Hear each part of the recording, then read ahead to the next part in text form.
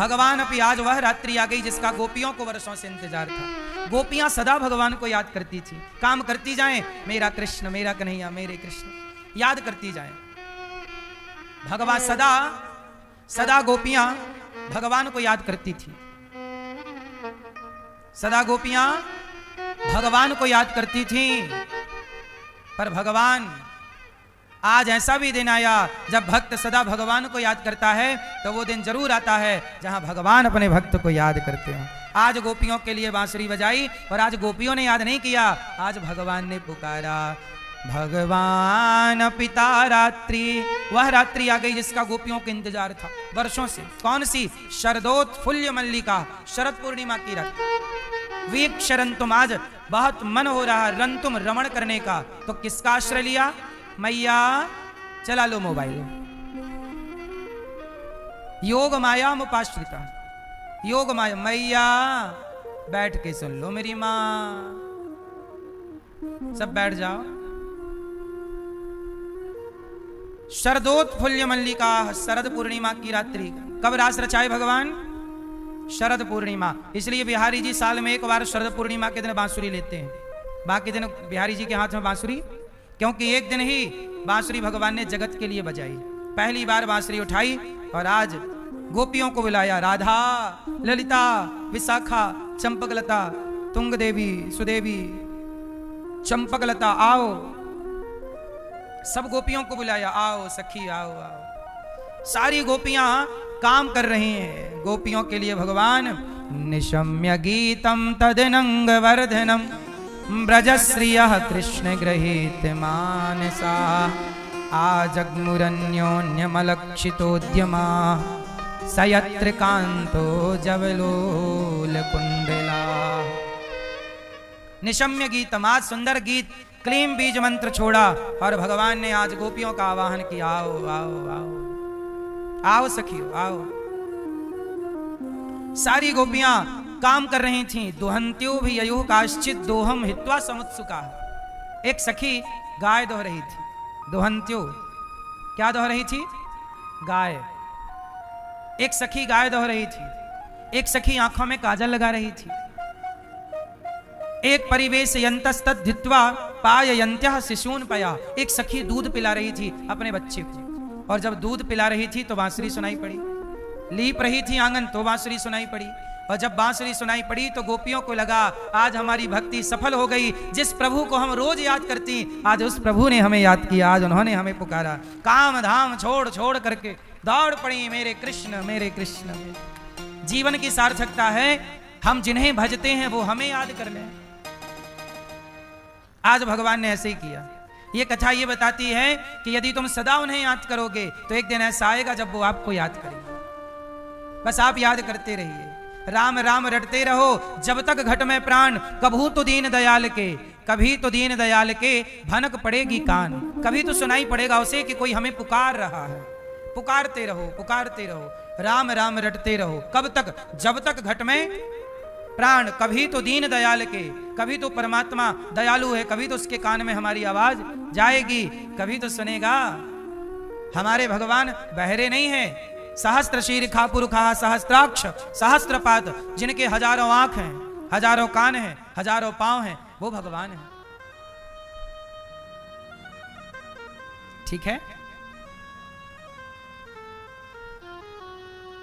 इसलिए भगवान के लिए आज गोपियों ने धन्यवाद दिया कि प्रभु आज आपने पुकारा। दौड़ रही हैं गोपियां, बच्चा पी रहा है दूध, छोड़ दिया गोपी ने, दौड़ पड़ी मेरे कृष्ण, मेरे कृष्ण, मेरे कृष्ण। अब मुझे आप लोग जरा बताओ एक बात, गोपियां सब छोड़कर, अच्छा एक बात और बताएं, बांसुरी जब बजाई भगवान ने तो गोपियों ने सुनी, पर उन्हीं गोपियों ने सुनी जिन गोपियों को भगवान सुनवाना। आप भी कथा सुनने आए हैं, पर सुनेगा वही जैसे भगवान सुनवाना चाहेंगे, वरना कई लोग नहीं आ पाते, कुछ आके भी प्रपंच में उलझ जाते हैं, पंचायत, कुछ सो जाते हैं, नहीं सुनवाना चाहेंगे तो नींद आ जाएगी, बातें चालू हो जाएंगी। इसलिए गोपियों ने सब कुछ छोड़ दिया, मेरे कृष्ण दौड़ रहे हैं। और जब गोपियां दौड़ी तो देखिएगा कितनी बढ़िया बात है, दुस्सह पृष्ठ विरह तीव्र ताप धुता सुभा। गोपियों के अंदर भगवान से मिलने की तीव्र वेदना से उनके हृदय में इतनी व्यथा, इतनी जलन उत्पन्न हुई, विरह की अग्नि जली कि उनके जितने भी शुभ अशुभ संस्कार थे सब जल के समाप्त हो गए, लेश मात्र अवशेष अब ना बचा। और तुरंत ध्यान लग गया गोपियों का, जितने भी। अब मैं आपको यहां एक बात समझा दूं कि भगवान को पाना चाहते हो तो दो चीजें मिटानी पड़ेंगी। क्या? पाप और पुण्य। पाप भी बंधन है और पुण्य भी बंधन है। कैसे? सारे लोग क्या चाहते हैं? पुण्य। पर पुण्य भी अच्छा है, पर मैं आपको यहां बहुत क्लियर जब समझा दूंगा तब आपको यह बात समझ में आएगी, नहीं तो नहीं आएगी। पाप तो बुरा है, पर भक्तों को ना पुण्य भी बुरा है। कैसे? यदि मैंने पाप किया, ध्यान से सुनना, नहीं सुनोगे तो आपको कुछ और समझ में आ जाएगा। कहना हम कुछ चाह रहे हैं, आप समझ कुछ और लोगे यदि पूरी बात नहीं सुनी ध्यान से। तो यदि मैंने पाप किया है तो मुझे पाप भोगने कहां आना पड़ेगा? जोर से, मृत्यु लोक में आना, फिर आना पड़ेगा। मैंने पाप किया तो मुझे आना पड़ेगा। अच्छा, मैंने पुण्य किया है तो पुण्य भोगने कहां आना पड़ेगा? फिर से मुझे मृत्यु लोक में आना पड़ेगा। मैंने पुण्य किया है तो मुझे सुख मिलेगा ना। सोने की चम्मच में दूध पीते हुए बच्चे को आपने देखा, पुण्यात्मा है तब ना सोने के झूले में झूला झूलता, नहीं तो आदमी को तो लकड़ी का झूला नसीब नहीं होता। बोलो हाँ। तो पाप करोगे तो भी पाप का फल दुख भोगने आओगे, और पुण्य करोगे तो पुण्य का फल सुख भोगने आओगे। मतलब दोनों परिस्थिति में आना कहां पड़ेगा? बोलो यहां। तो दोनों ही आपको यहां लाके पटकेंगे।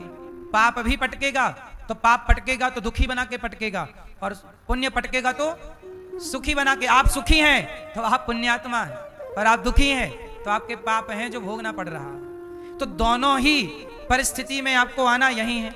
लेकिन मैं चाहता हूं कि यहां ना आऊं।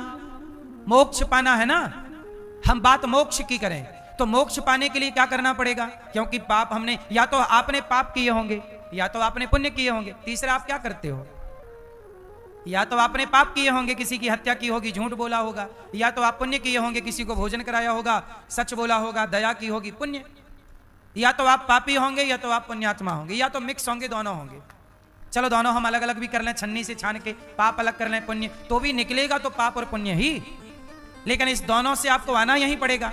अब मोक्ष कैसे मिलेगा? अब बता, मोक्ष पाना है तो क्या करें? जोर से, जोर से। मोक्ष पाने के लिए क्या करना पड़ेगा? आप बताओ, आप बताओ। भक्ति। भक्ति करोगे तो पुण्य होगा।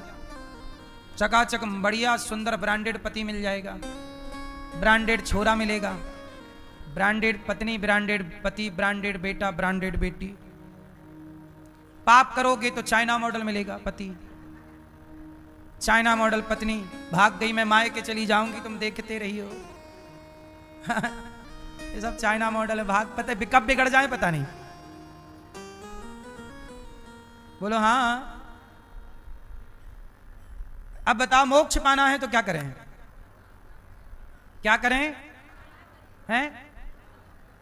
क्या करो? नाम जप। नाम जप करोगे सही है।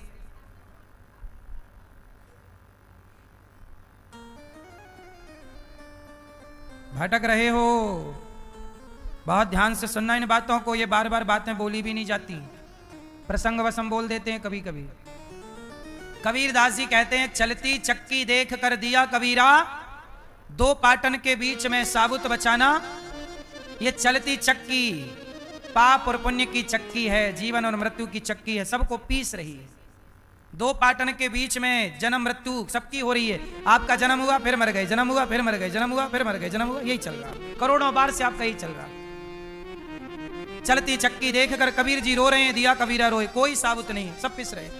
तब कबीर दास जी का एक धर्म का बेटा है कमाल। कबीर दास जी का कौन बेटा है?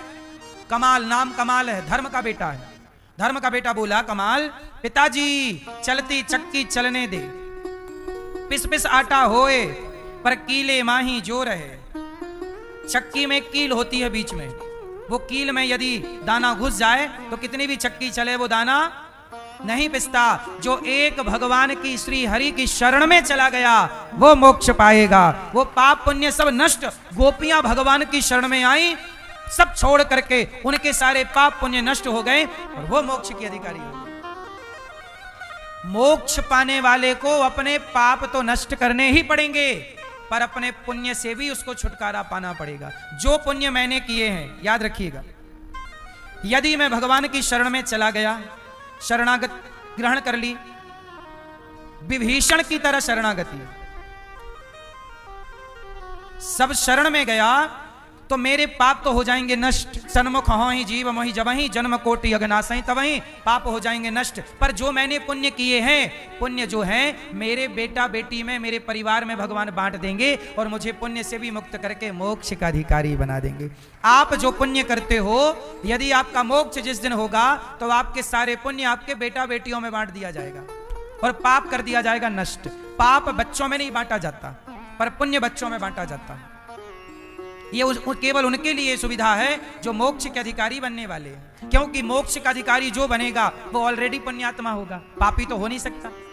समझो ना, जो पुण्यात्मा होगा वही ना मोक्ष का अधिकारी। और मोक्ष का अधिकारी है तो आपके पुण्य बहुत होंगे, तो वो बहुत पुण्य कहाँ जाए। इसलिए कहते हैं कि माँ बाप के पुण्य से बच्चों का यश कीर्ति बढ़ती है। माँ बाप जितने पुण्यात्मा होते हैं बच्चों को उतना सुख मिलता है, और माँ बाप जितने पापी होते हैं उनका फल बच्चों को भोगना पड़ता है।